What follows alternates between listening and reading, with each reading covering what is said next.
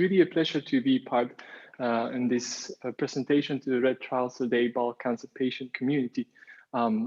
Today, what we'll discuss, or what will I explain to you, is a little bit of the importance of the nutrition in bowel cancer. It's a short presentation where we won't go in depth into many of the subjects that I will explain here, but they're, in my opinion, the most important things that you should know is either a patient of bowel cancer or a relative of a patient with bowel cancer. So here's a little bit of an index of the topics that I would like to discuss today. First, I'm going to do a small introduction, some general data or raw data on bowel cancer.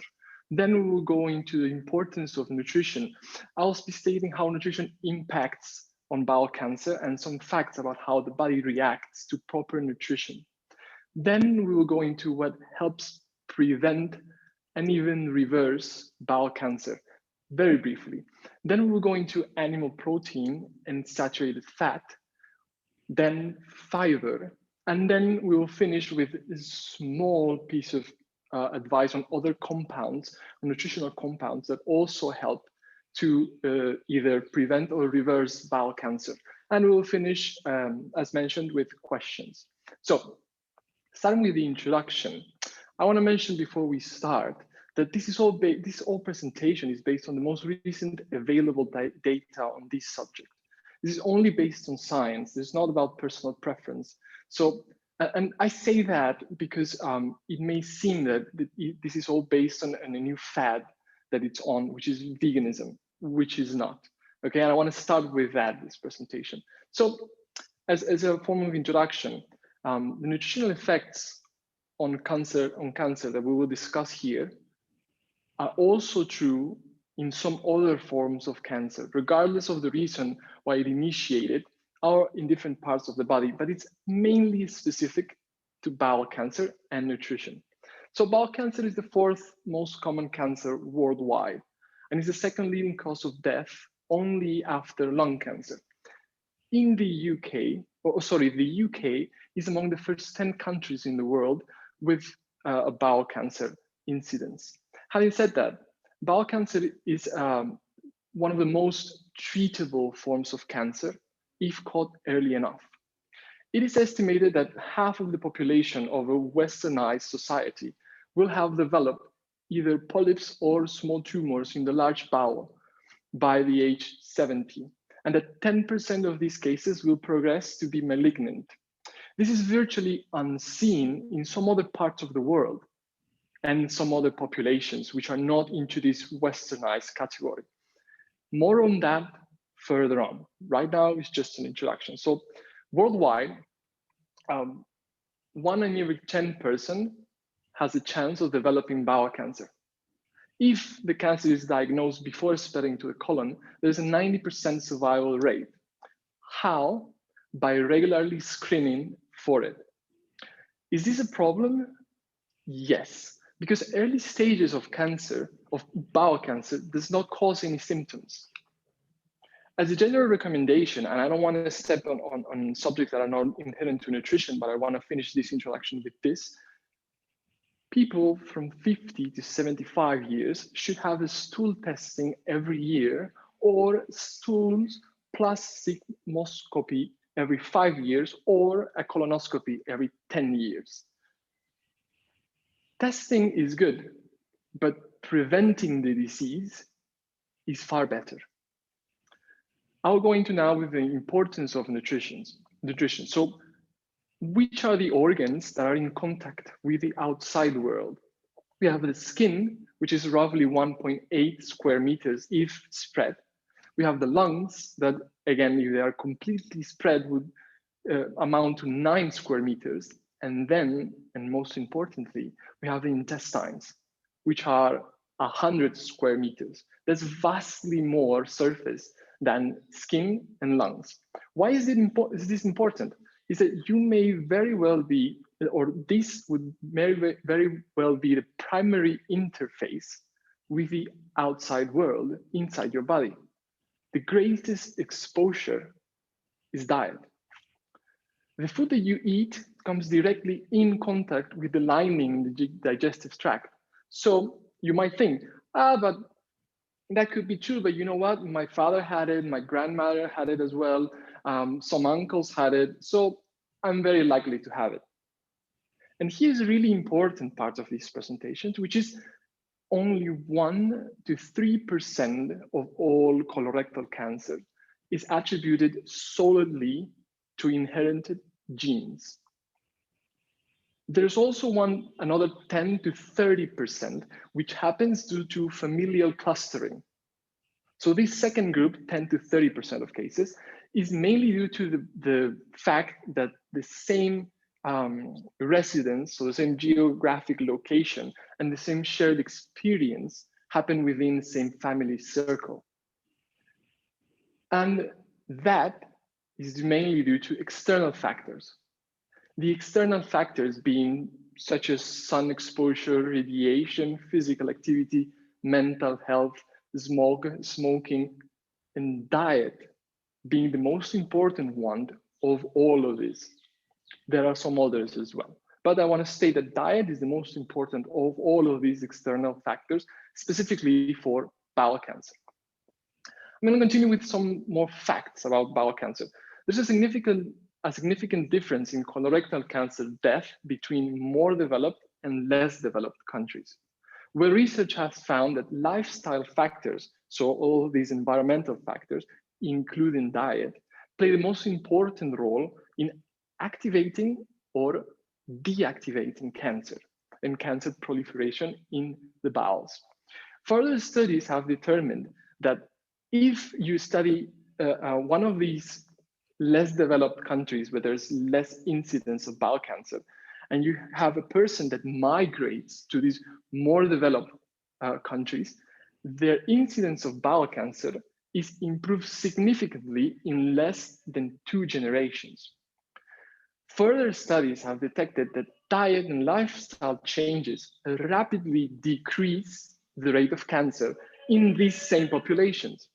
This indicates that cancer rates within one population cannot be possibly explained by changes in inherited genes, rather by lifestyle changes, which again is mainly due to diet.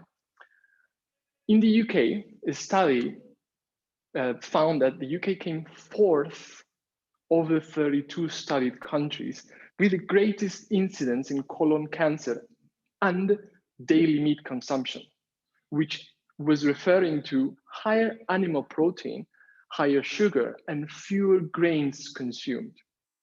So, what actually helps to prevent and or reverse colon and rectal cancer?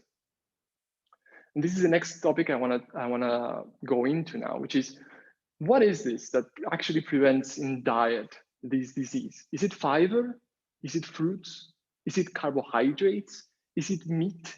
Is it dairy products? We've been bombarded with a lot of information about how our diet should be for the ideal lifestyle and the ideal health. But what is the best type of food or food protocol that you should follow for either preventing or reversing bowel cancer? We will start with animal protein and saturated fat levels.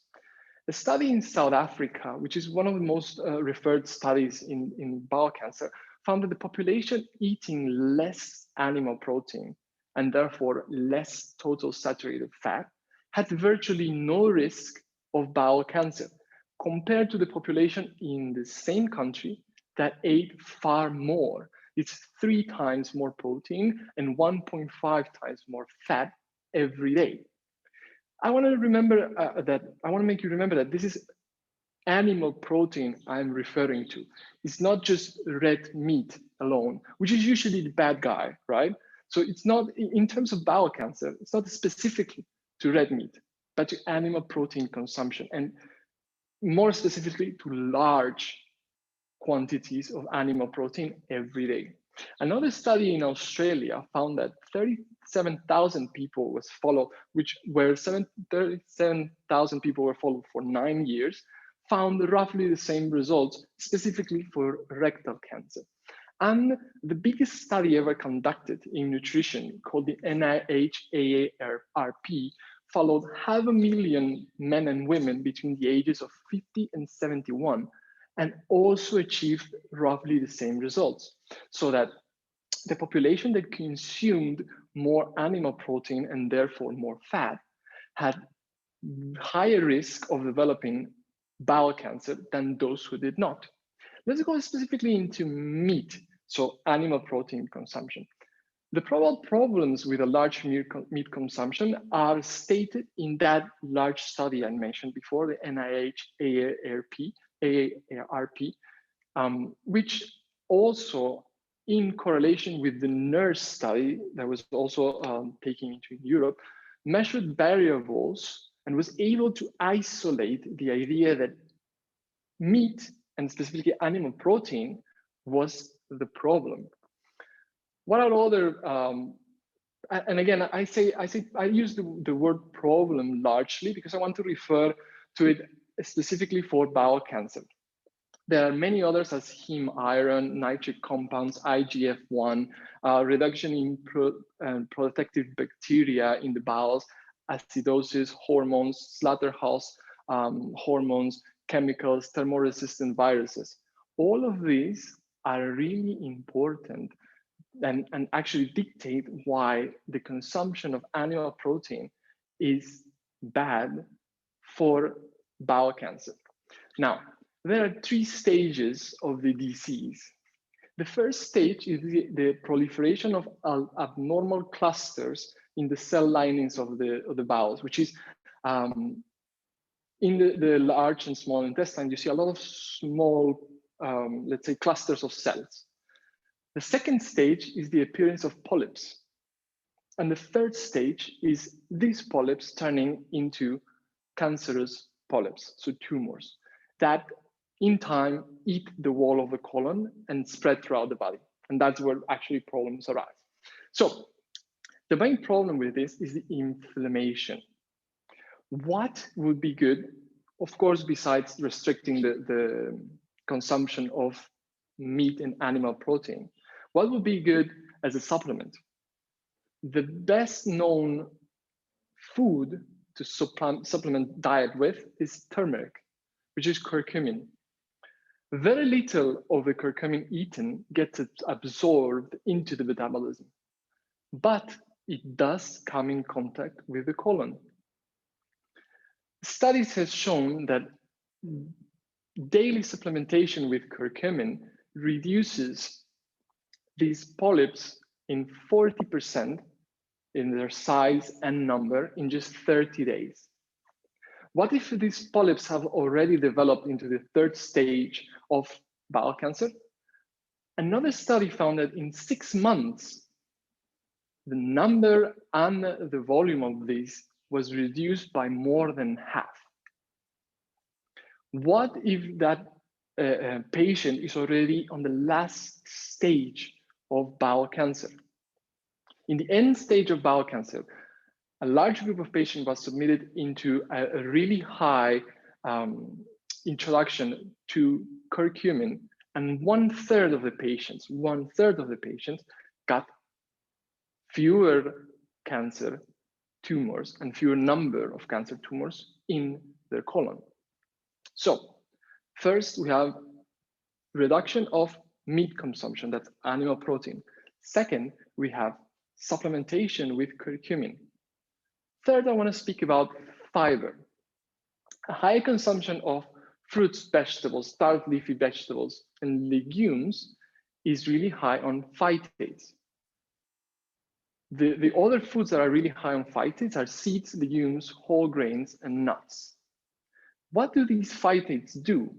What they do is they detoxify the body of most free radicals that happen naturally in the bowels.